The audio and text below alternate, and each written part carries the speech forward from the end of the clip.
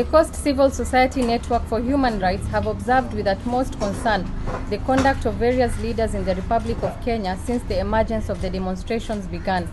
We register our shock and concern at the level of aggressiveness and cruel tone and actions being exposed to the Republic. The actions of various leaders violate the provisions of the Constitution and statutes of the Republic of Kenya. We condemn acts that have led to loss of life of Kenyans and call for quick investigations to any such actions. We condemn the use of excessive force by the National Police Service to silence demonstrators.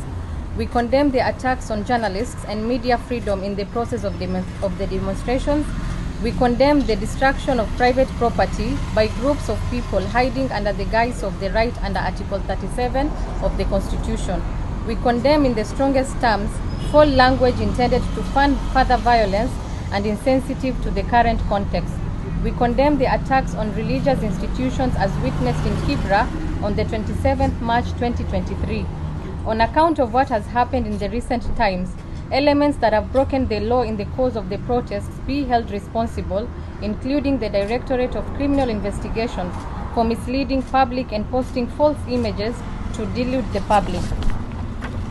The Coast Civil Society Network for Human Rights wishes to call upon the leadership of the nation, specifically the President, Deputy President, Minister for Interior and Coordination of National Government, the Inspector General of Police, and NCIC to consistently take up their place in the discourse and monitor the role of the players in abiding with the Constitution in line with their mandates.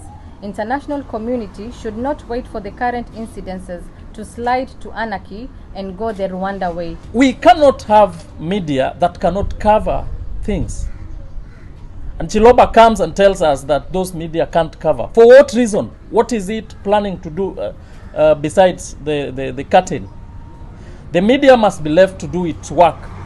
We have had media personalities that have been beaten. That is wrong.